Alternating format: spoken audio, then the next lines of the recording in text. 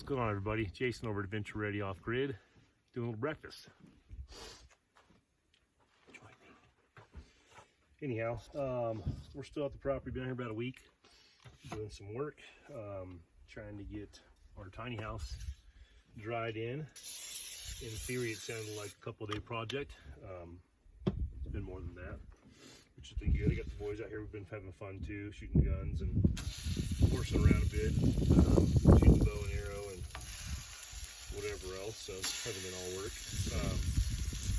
Had a good time. I'll show you the progress in a minute here. Just going to talk over what we've been doing. Took a little longer to build out than I anticipated originally. Nothing specific that took longer, it just did.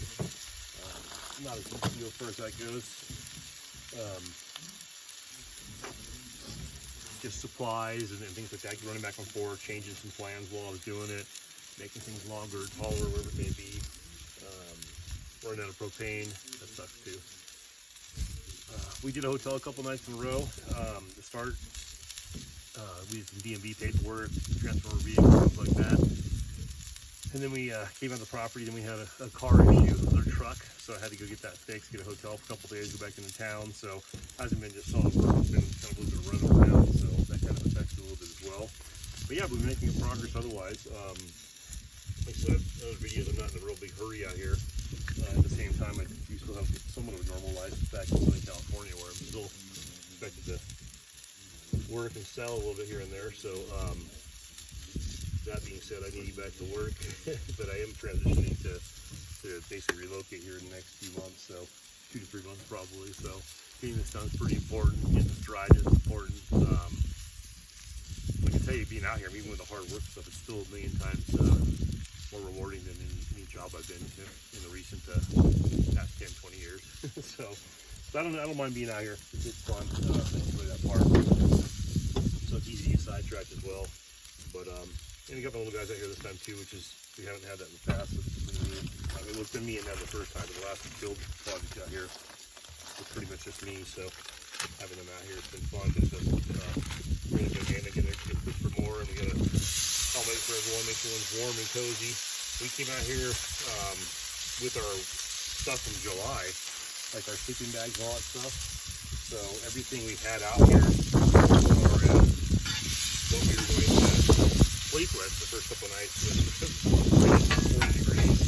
And it got down to like 26 degrees one night, I think, what it said on my phone, and what I heard on the radio. So 26 degrees, and we were running 40-degree sleeping bags. So not the way to do it, and not real good for the way to have your kids suffering through some cold. So anyway, and I had bought a heater thinking, oh, I'll just run this heater, it'll be fine. And of course, well, I didn't have any of the small propane tanks. I ran out of them on my last trip, and I never resupplied myself, thinking, oh man, there's so many stores around here, everyone will have them. And for some reason, those little 1-pounder propane tanks, even those don't get you a whole lot of life, there's just none of them out here. There's none at Home Depot, none at the Walmarts, none at the Dollar Generals, or the maybe the Stanford general store out here has them. I just didn't go in there, but yeah, I haven't found them. So anyway, came out here thinking no problem, and we froze our butts off a couple nights. So anyhow, changed that up, went out and spurged, bought the kids a nice like 20-degree heavy sleeping bags. A lot of my stuff, camping stuff I have, because I've camped my whole life. I'm an Eagle Scout and a Boy Scouts, and did motorcycle camping, some of that, so I wasn't backpacking, things like that. I always buy small, compact, easy to fit in. So I sift through it and went out and bought some just monster, I mean, they're as big as a stand table, they're huge. So big 20-degree rectangle, oversized. I mean, one of the nicest sleeping bags I've ever slept in my life, so I don't know why I've been holding off all these years. But anyway, so we slept a little bit more comfortable the last couple nights. And, got one of those lines here that hooks from a standard style 1-pounder propane tank to the 5-gallon one, which I've had sitting here the whole time for our shower that we haven't even used yet from a couple trips ago. So anyway, so now we're good. We're cooking with fire. Now we got propane set up, we're all good. We got the 5-gallon container here, which will burn through that too. It's one of the costs out here. Whether you're living off grid or you're building off grid, propane is a cost that not everyone encourages to build, I think, but it adds up. But yeah, so we're we're good. Propane, we're able to use propane now. We got a little heater inside the tiny house. The tiny house has a couple air gaps. We are dried in essentially. I have plywood on the exterior of the roof, plywood around the whole exterior of the walls. I have some air gaps. I did do some blocking last night with some 2x6s and sort of blocking out the interior so we don't have a bunch of air gaps coming through there between the eaves. But I did a double top plate, single bottom plate on 8-foot studs, so it could put you a few inches taller than 8 foot. So my plywood has about a gap about this much to the top. I should have went ahead and filled that in before I did the rafters. For some reason, I just completely skipped that spot. That's part of my build, which is blatantly obvious to any video or to anything I look at. I see it right now, but so that was a really dumb move. Not a big deal. Like everything else are sitting on frame as opposed to plywood and frame, so maybe it's one plus, but that's not the only plus I can see. So I need to come back through on the eaves and from the exterior and basically gap. Basically, not a big deal. It's not a huge detrimental thing. It's just really dumb thing to skip. So two of my sides where the rafters come down like this and the bird mouths sit, they're sitting on the actual frame, and I don't have ply underneath them. So not worried about ply underneath them, but now I have to put ply up there and I have to cut it out and make it all pretty and clean. So I don't think that's how most people build. I think it was just a mistake. Either way, it's a mistake, but I don't think that's a real common way for people to build. So anyhow, oh no, 4 seconds. Pretty clean table. Winds were horrible, so we just had horrendous winds out here. We got some weather coming in. A beautiful little moon last night, a little crescent moon, one little star above it, really cool. I sat there and stared at it for hours, and I didn't take any pictures of it for some reason. It was kind of cool. I saw this week the post this morning. It looked really nice on people that did take pictures of it, so it was kind of neat.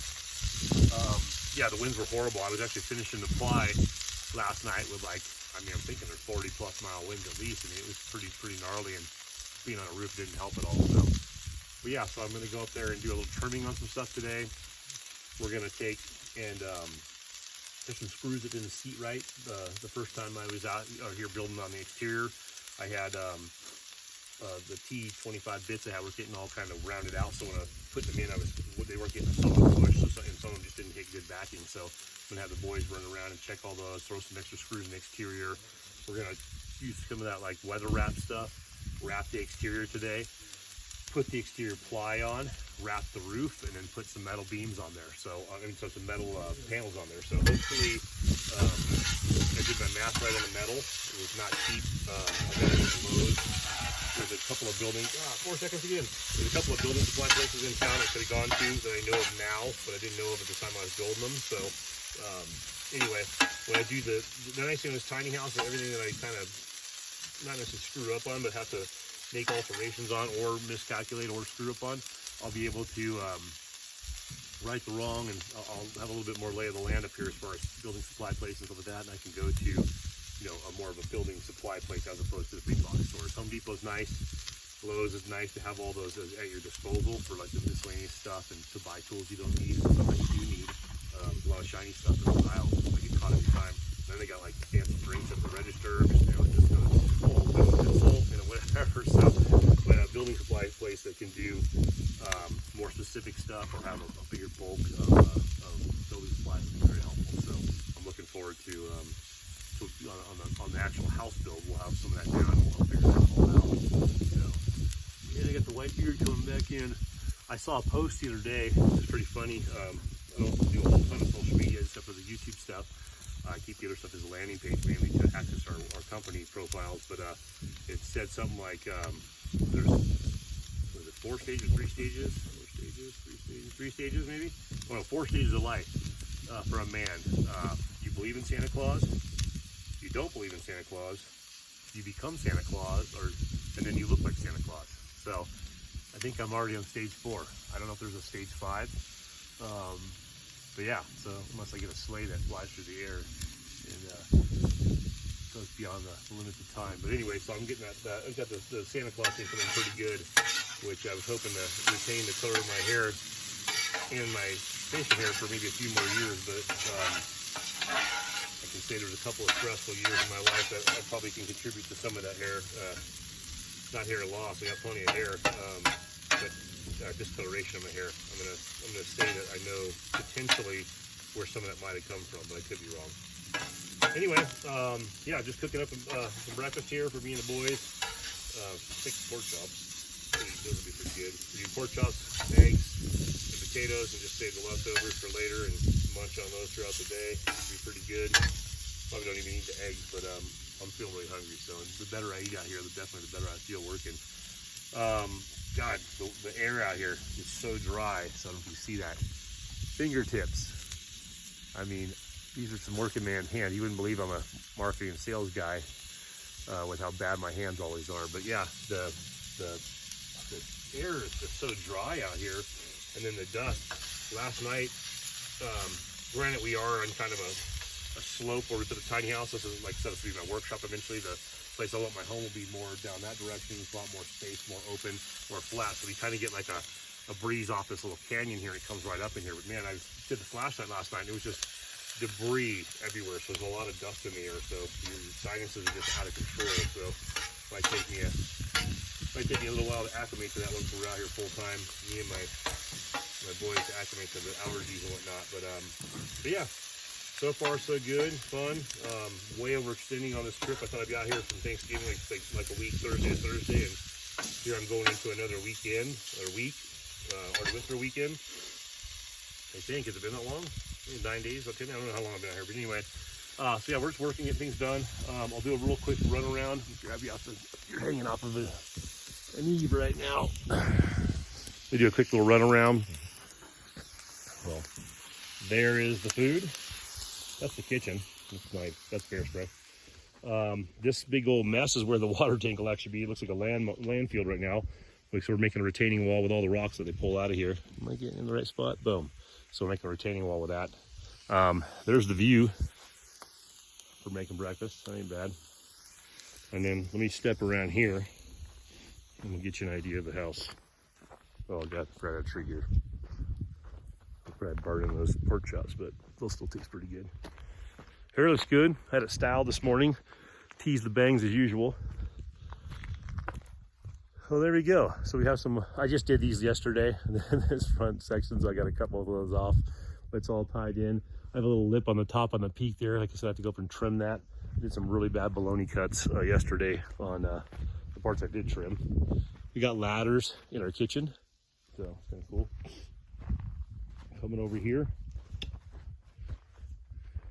That's what it looks like. Instead, we'll trim this piece off. Where is it? Right there. Trim that off, obviously. This eave's all done. The other side, I still got to cut it in. I actually just kind of rushed ahead. You can see up in here. Up. Let's see. Where am I?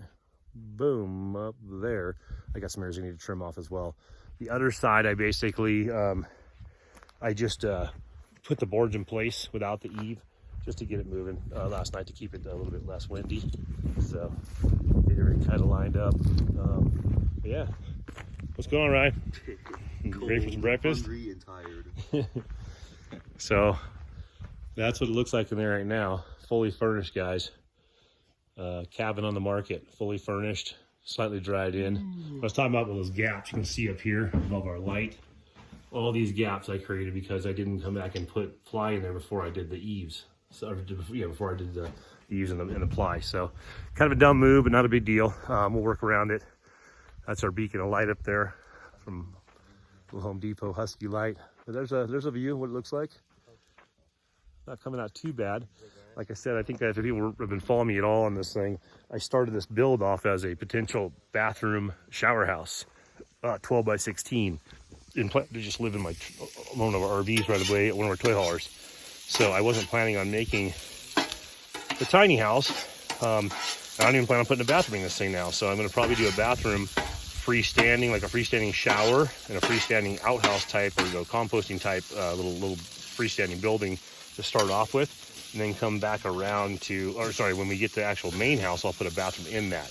And then I'll just get rid of this one here, shelf it down the road or do something else with it. So we'll basically use this building as our tiny house we're staying in. I'll put a little kitchenette in there because I'll use the same countertops and cupboards on it as for a workshop down the road. I'll probably put a little sink in there. We'll do, like I said, the shower outside of here, maybe on the back side where all these rocks are back here. Put a little freestanding shower building, which is very simple. and I probably should have done that in the first place because I'm still showering out of a bag. We'll put a composting toilet maybe in the same, maybe I'll make a little shower house bathroom. I'm not sure yet, but we'll make that separate from this building. We'll keep this building pretty much a living quarters with a small little kitchen set up in there with cupboards, a sink, and some storage. But that's kind of what it'll turn out to be. Anyway, guys, thanks for tuning in. Boom. Ladders, pork chops, country fried potatoes. Your cook, Jason. We'll get some more updates coming up. I got, sections of the home going on. We'll do another video tomorrow, this afternoon once we get this thing wrapped. You can see these skies maybe. We got clouds coming in. They're supposed to have snow here by Thursday, or dusting of snow and some inclement weather. So we're trying to get out of here by tomorrow night. So we got a lot ahead of us still. All right, guys, take care.